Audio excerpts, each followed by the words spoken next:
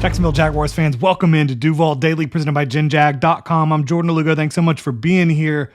Monday, December 15th. And look, your Jags coming off 48-20 win over the New York Jets. They're 10-4. They're first place in the AFC South. They are third place in the AFC, currently slated to host at least one game in the playoffs in 2025. But they've got a big few games to close out the season. Starts with the Denver Broncos in Denver, a team that has won 11 straight games. They then go to Indy to take on the Colts, team that maybe they're not dead in the water.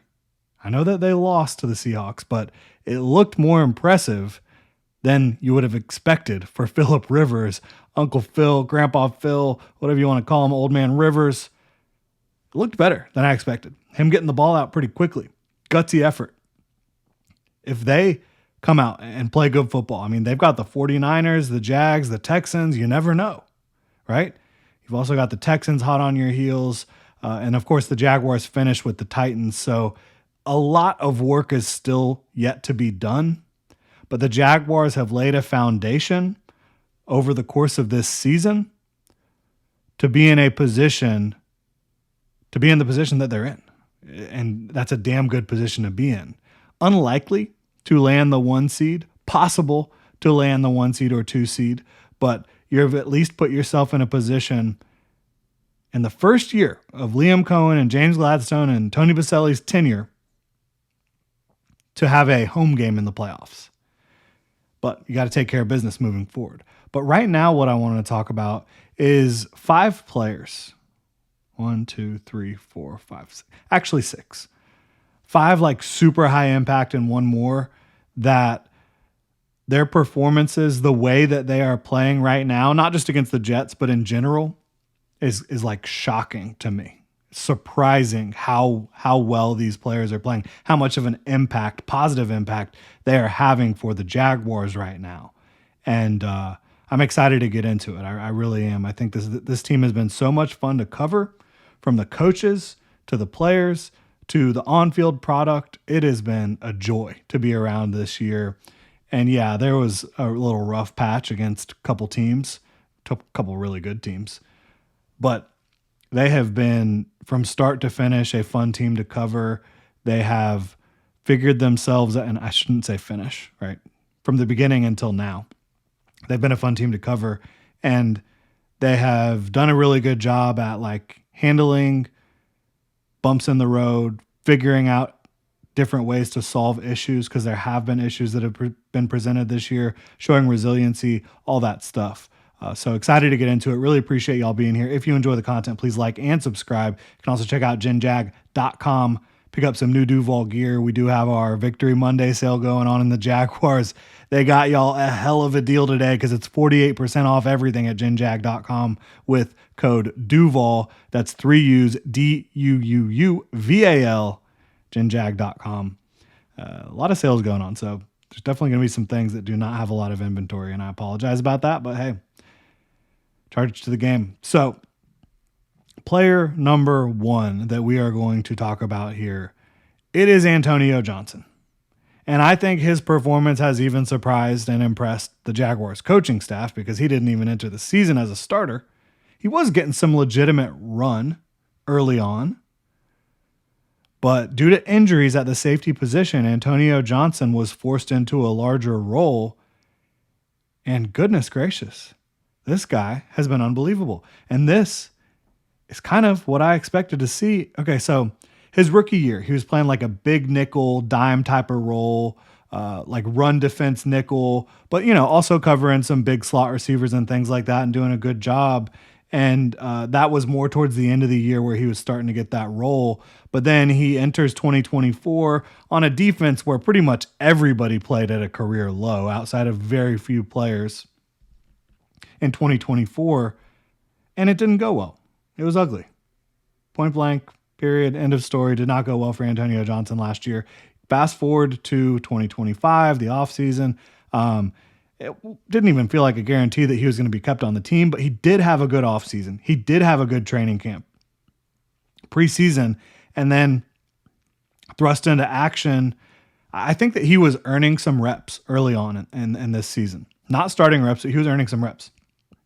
And then forced into action with the injuries, and he's been such a positive impact.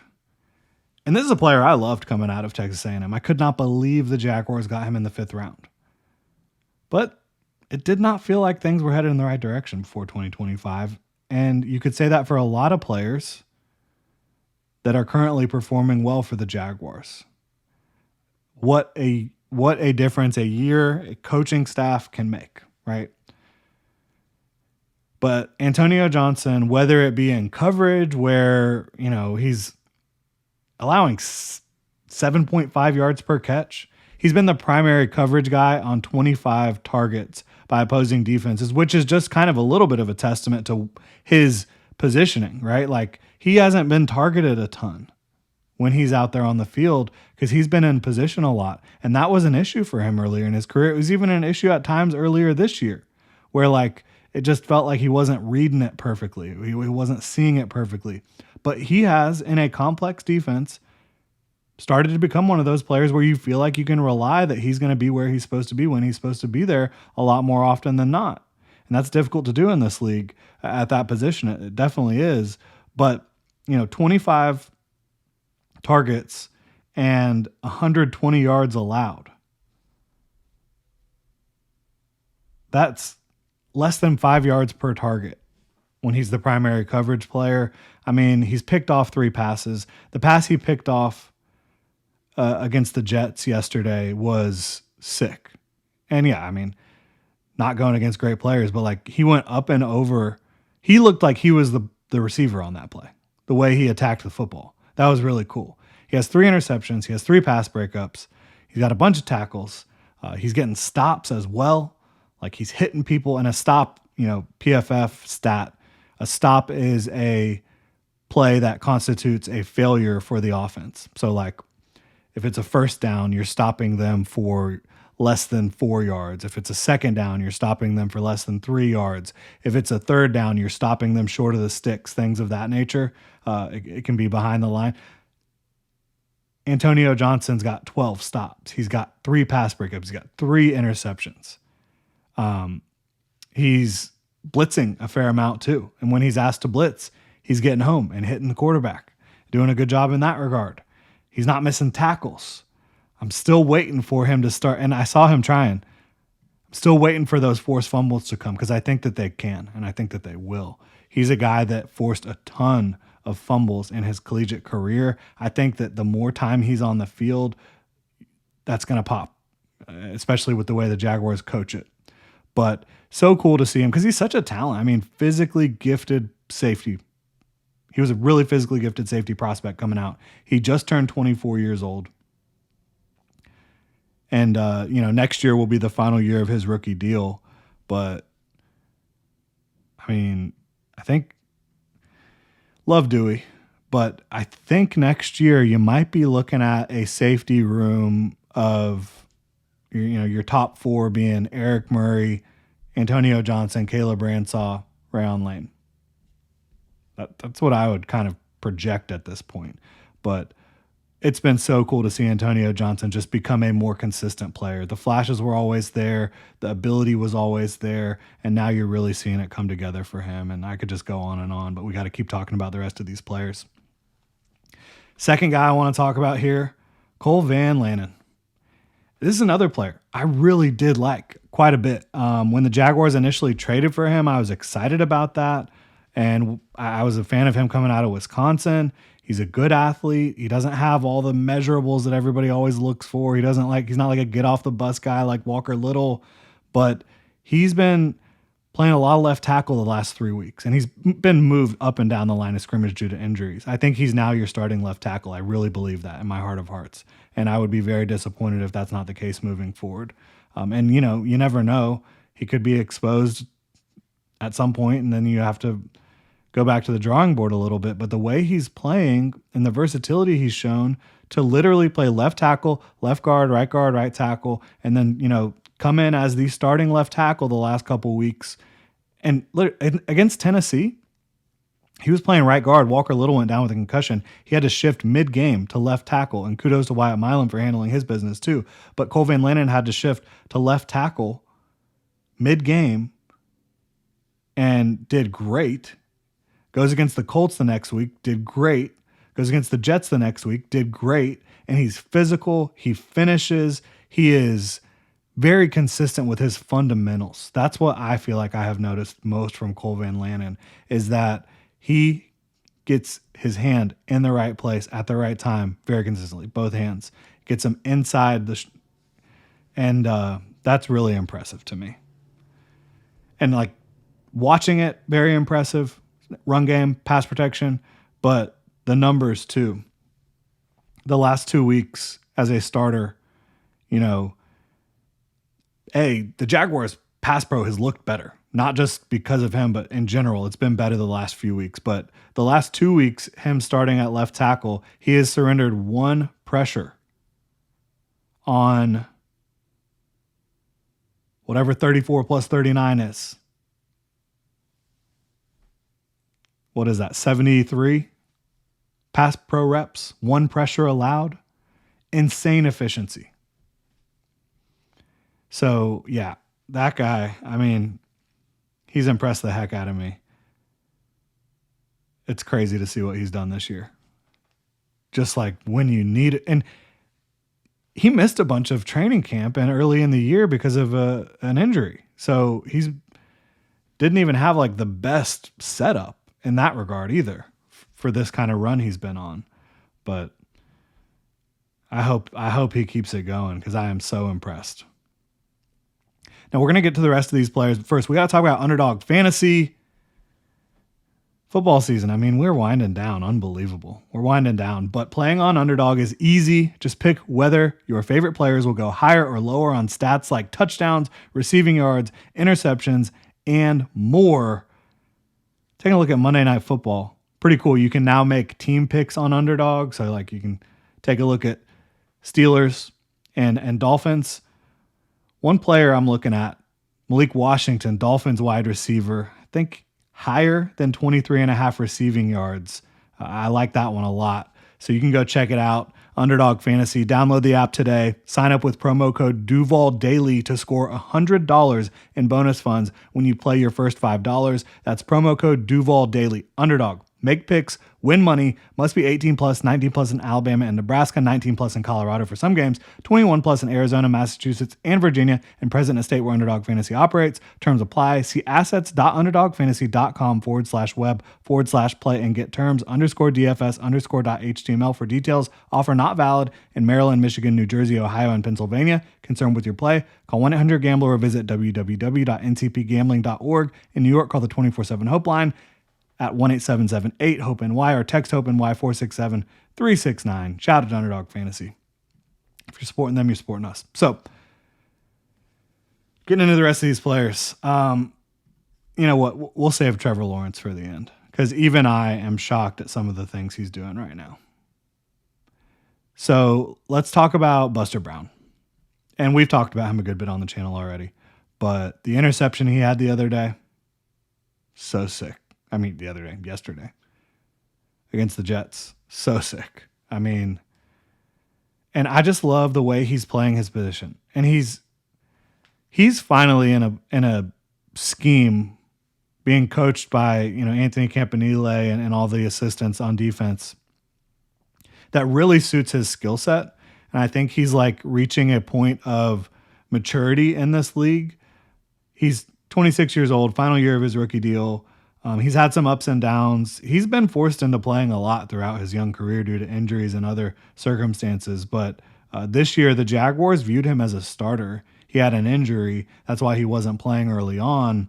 But he's been, in my opinion, when the Jaguars put him in a position to succeed, which is not playing 8-9 yards off the line of scrimmage consistently, when the Jaguars put him in the position to succeed and play zone, and he is understanding exactly what's being asked of him, he's been electric. He's been so good. He got 2 interceptions, 5 pass breakups. His quarterback rating allowed is 85, which, in this day and age is really good, especially in zone coverage. So like if you're in man coverage, which he is not a man coverage corner, so he shouldn't be, but primary zone defense, they're going to give up some yardage, right? You're going to give up some underneath stuff. That's going to happen. But he's not giving up a lot of big gains down the field. When the Jaguars defense is locked in, he's one of the guys that is really helping. And I feel like over the last month, he's been one of those guys that has truly been a turning point type of player. The way he's played and shut down his side of the field a lot more often than not. I mean, the last 4 games, specifically the last 2 games, he's been dynamite. But the last 4 games, he's allowed like 100, 115 yards, something like that. I mean, he's been super, super impressive. And I just love the way he plays. Tough, physical, hard-nosed, loves to come downhill and get physical, does not miss tackles. He brings it a little bit. He can lay you out and make you feel it on the sideline and all that type of stuff, coming downhill against short passes. So I would not have expected him to look this good. I know PFF will tell you he's been like kind of average, but the way I look at PFF, I think it's an invaluable resource for the stats that they can provide to help contextualize what you're seeing. I don't value the grades all that much. That's where I've been at with PFF for a long time. But I think Monteric Buster Brown has been critical for the Jaguars. And without him, I think the Jaguars would be in a lot of trouble at corner. And they don't have the best cornerback room right now, but obviously nickel is a different story. They have a very good nickel group, 2 guys that are excellent, Jordan Lewis and Jarian Jones. But, outside corner has been a little bit up and down, a little topsy-turvy. I think for the most part, Buster has been very consistent for the Jaguars and been a major positive for them. Jacobe Myers, I'm not shocked that he's playing well at all.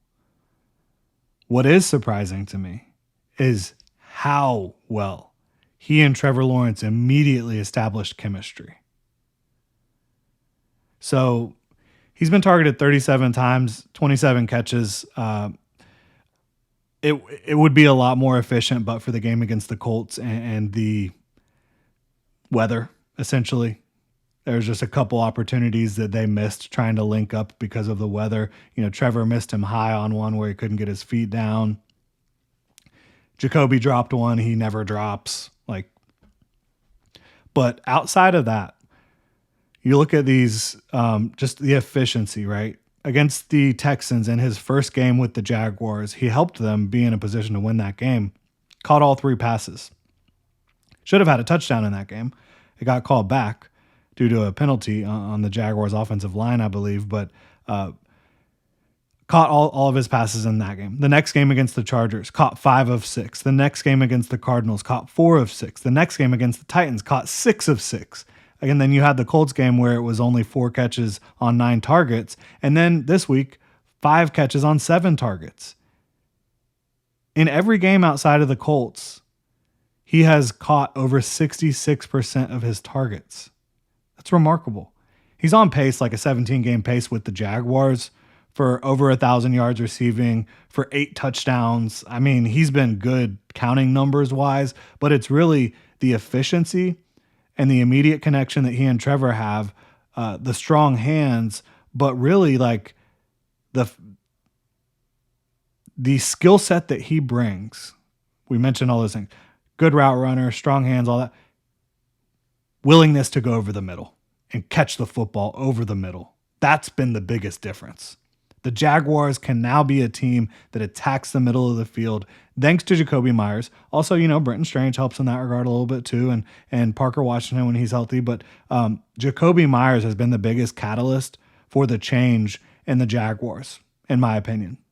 The biggest catalyst over the last month and a half for this Jaguars offense. And since he arrived in Jacksonville, they're averaging over 30 points per game. He got here for Houston week 10 right after the Jaguars barely beat Jacobe Myers and the Raiders. Another game in which the Jaguars scored 30 points, but they're averaging over 30 points per game since he got here. I think that he's been the biggest catalyst for this passing offense changing outside of Trevor Lawrence just getting more comfortable. But part of that is Jacobe Myers being here. Part of that is Brenton Strange getting back. Part of that is the developing chemistry with Parker Washington. Part of that is left tackle's been better over the last month. Right guard has been better over the last month. It's all working together right now offensively. And then you're also getting some more turnovers too that helps you with short fields. So yeah, it's exceptional stuff right now for Jacobe Myers. And the Jaguars must retain Jacobe Myers, who just turned 29. I think his first game with the Jaguars was the day he turned 29. No signs of him slowing down. So yeah, needs to be in Jacksonville for a long time, in my opinion. You just don't find guys that have the professional skill set that he has every single day. And the Jaguars need to know that they can't afford to move on from that. Danny Strgo forced into more action with Trayvon Walker's injury. Well, really, so Trayvon Walker had some injuries, earlier in the year, missed some time, the wrist injury, and the Jaguars leaned more heavily on like Ogba and Smoot, and that just didn't go very well. It didn't. So Strgo starts earning more reps as an undrafted free agent out of Minnesota. And, shout out to BJ Green as well, but Strgo's taking the lead in terms of like getting more reps. And he did get an ankle injury this past week, so hopefully he's okay. And we'll have to monitor that. And if he's not, I do think Green can come in and help. But Strgo, the impact he has had as a hustle, do everything right, play physical role player, and sometimes more than role player when there's been injuries that he's had to really be out there a lot. I've been so impressed with him. So impressed. And I love to see that type of story, the undrafted free agent, underdog, all that stuff. It's really cool. Final guy, Trevor Lawrence. Goodness gracious. As someone who has been an avid Trevor Lawrence supporter, and not just because for the sake of, defending your franchise number one quarterback, but because I've always believed in Trevor Lawrence. I thought that, I believed in he and Justin Fields entering the league. I thought they would both be franchise quarterbacks. I was wrong about Justin Fields, but I was right about Trevor Lawrence. He is a franchise quarterback. He always has been. Dealt a incredibly crappy hand in 2021. Things improved a little bit in 2022. You saw him get incredibly hot down the stretch and put the league on notice in 22. Play well in the playoffs as well, despite some obvious, issues early on in the first half against the Chargers. Came roaring back and then took the Chiefs to the brink in the divisional round. And then in 2023, he was playing great football before he got injured. 2024, up and down ride where you don't have a lot of help around you. You don't have a coaching staff and a front office that is in lockstep. There's just discord throughout the building. There's not all that much talent for you to throw the football to. Offensive line's not doing a great job. Defense is awful. All these things just not going well. And Trevor Lawrence himself was up and down. And you had some ups and downs early this year. And everybody's like, it's year 5. He needs to be playing better. He just hasn't proven anything. In my opinion, he proved a lot in 2022 and 2023. He still showed signs of greatness in 2024, even though it was more up and down. And then you get into a brand new, very complex offense, a lot of new parts, new coaches, all that stuff. It's going to take a little time. He's still a young guy. He's only 26 years old. And now you're seeing the fruits of that work that he put in with Liam Cohen, with Grant Udinski, Spencer Whipple, everybody that's been involved, Shane Waldron as well. And it's been a thing of freaking beauty. It's crazy how he's 4th in the NFL in touchdowns. He's tied for 4th. He's only behind Josh Allen, not Josh Hines Allen, Josh Allen, Jalen Hurts, Matthew Stafford. He's tied with Jared Goff. 29 touchdowns. And over the last 4 games, he has scored an insane 13 touchdowns. That's wild. And even before this 6-touchdown explosion against the Jets, he was averaging over 2 touchdowns a game the last 3 weeks before that. Since Liam Cohen asked Trevor Lawrence to let it rip, he has been letting it rip, and it's been a lot better. And we talked about all the reasons around him that have helped him, but he is playing more confident. He is playing more dialed. He's been like his efficiency and his just willingness to hang in the pocket, his willingness to play make, his accuracy, all of those things have massively improved over the last, really since the bye, but over the last month. It's been Trevor Lawrence, peak Trevor Lawrence. And now you're talking about a quarterback who has clearly vaulted himself into the top 10. And like, to me, I believed he would be that before the season started. It didn't start as well as I hoped. I was critical of the way he played early on in this season. I said he needed to play better. The difference between being critical of a way a player is performing and also providing context and being someone who's like, oh, he's a bust. You got to get him out of here. Like, there's nuance to these things. There's context that needs to be added and provided to really try to understand what was going on. And now they have figured it out. They've figured out how they can attack the middle of the field by adding Jacobe Myers and company. And they've figured out how to attack deep, and you get BTJ back on the outside and he can threaten vertically. And you have Liam Cohen, this offensive genius, dialing it all up. It's been really cool. It's so fun to watch right now. Those are players that scoring 6 touchdowns is shocking. Like, he had a day that no other quarterback in NFL history has had, the way he was able to put up yardage throwing, running, the 6 touch. It's ridiculous what he did yesterday. I don't care who it's against. I know he got our boy Wilkes fired, which that's a scapegoat firing, obviously. How do you give a defensive coordinator nothing to work with? You take away his 2 best pieces, and then you're like, oh, your defense isn't very good. Yeah, okay. Aaron Glenn, it ain't looking good up there, buddy. It is not looking good. But Trevor Lawrence, so impressed. So impressed with Trevor, Strgo, Antonio Johnson, Cole Van Lannon, Buster Brown. It's so much fun. And you have a lot of other guys who are playing good football, but I'm not as shocked about the way they're playing. So really appreciate y'all tuning in. If you enjoy the content, please like and subscribe. Y'all have a good one.